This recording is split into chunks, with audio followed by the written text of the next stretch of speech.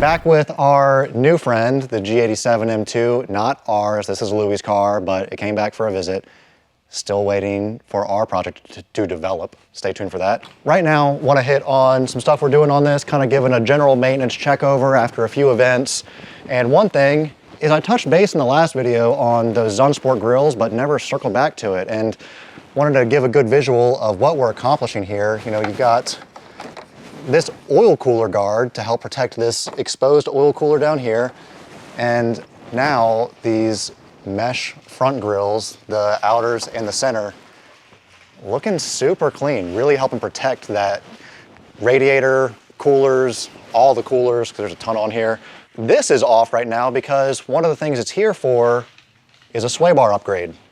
We didn't do sways on it before because we didn't have an option for it yet, but just recently, timely for it to get here, we just got in an H&R option. We thought about doing maybe the G82 CSL bars, actually have one of those here. And really, we did some comparisons of this to try to figure out what the differences are, and there's really not a ton of difference. The space between where these things neck down, I mean, you can see they neck down in the center. I was maybe thinking, is the diameter different there? Is the length of that different? It's not. So really, I'm guessing BMW increased the wall thickness. They increased the wall thickness of this bar to gain the additional stiffness for a CSL bar. Well, I know from experience in these things that to really make a meaningful difference and impact on a sway bar, you've got to increase the diameter, the outer diameter of the bar. This is 28 millimeter bar. The H&R one we're going to go with is a 32 mil bar. So these bars are hollow. This is a solid bar, so it does add some weight, but it's a lot beefier. And it's been at the track a few times since we've had it. Looks like possibly rotors are getting close to being needed.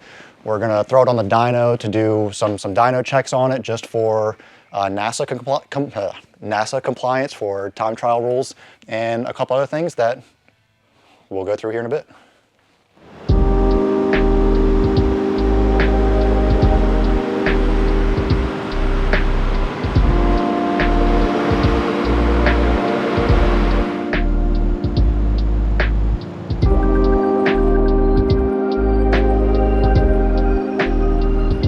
Hey, Phil. Hey. All right, so in the dyno room with Louie's M2 and taking a little break from some of the suspension stuff that we were talking about a couple of days ago, a couple of seconds to you guys. But we are going to dyno this thing today to see what kind of power it makes. I've got a ballpark idea of where I think it's gonna land, but really we're doing this so that we know what weight, class, whatever, he needs to run for NASA. He's gonna do some time trial stuff with NASA.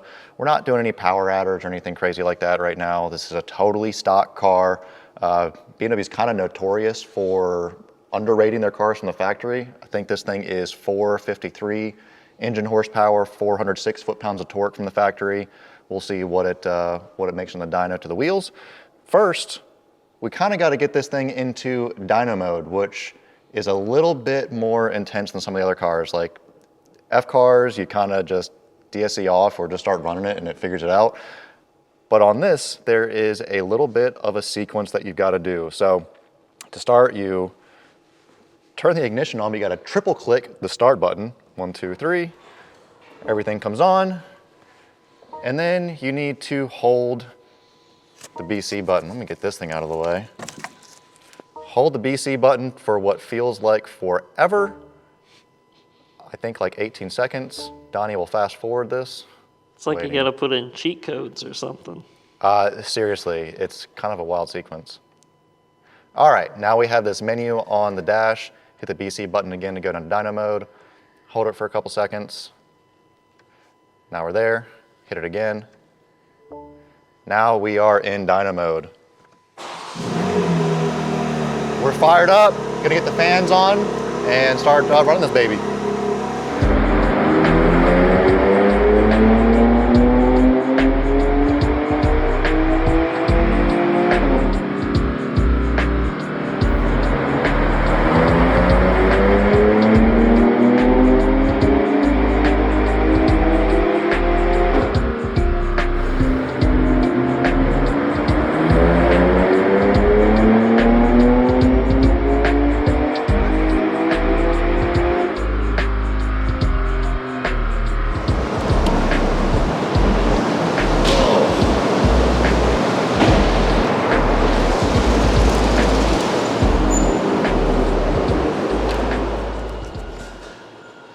gets windy in here with them fans.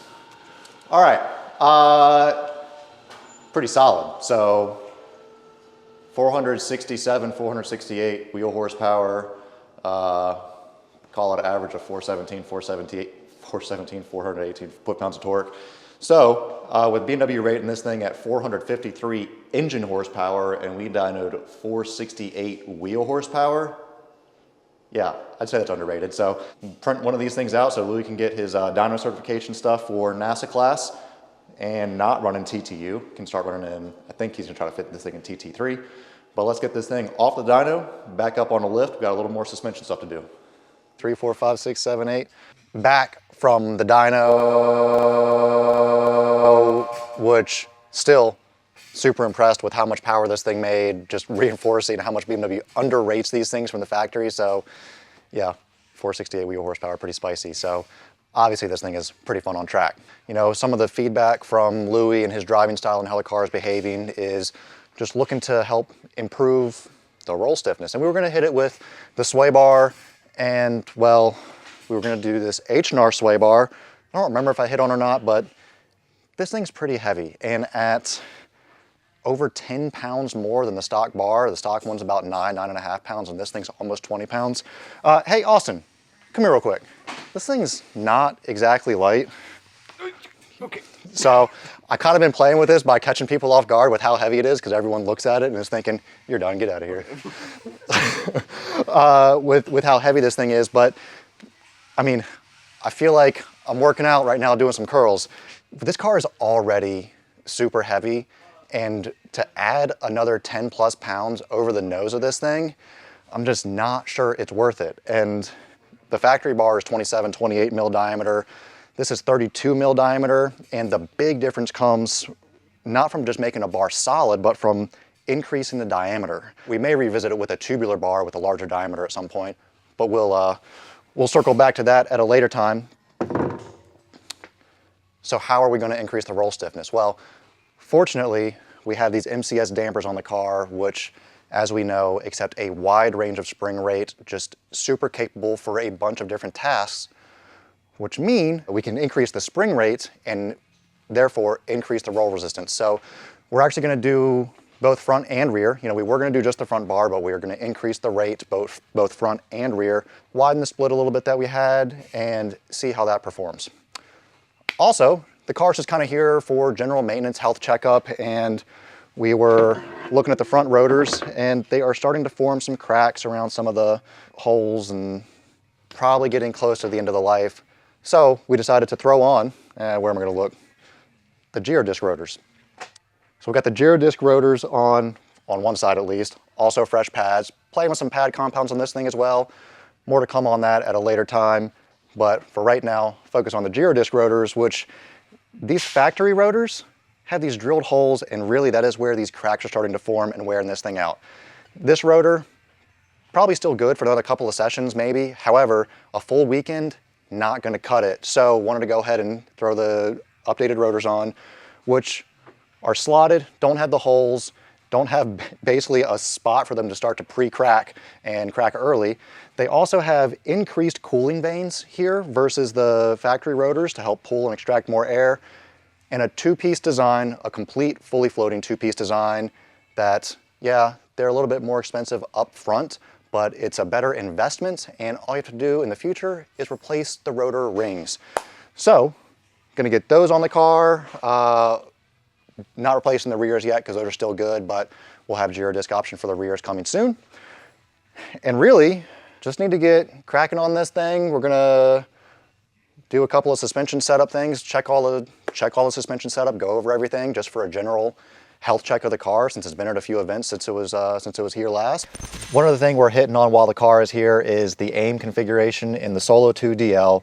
Pretty strong asset to any driver development program of developing your driving skills so you know where your benchmark is, developing the car, you know, looking at the data that the car provides. The DL unit, data logging, is able to tap into the CAN wiring and get data from the car like brake pressure, steering angle, throttle trace. Big thing is the GPS speed so that you can compare lap times. And then also, I pretty much live with one of these things on the predictive lap timer setting and am looking at that thing a lot of times during the lap, maybe even multiple times per corner to see how I did in that corner. Maybe I tried a different line, something a little bit different, and watching that predictive time drop means, oh, I want to do more of that. Or if it went up, don't want to do more of that. Let's go back to what we did last time. This had a little bit of a configuration issue in this car.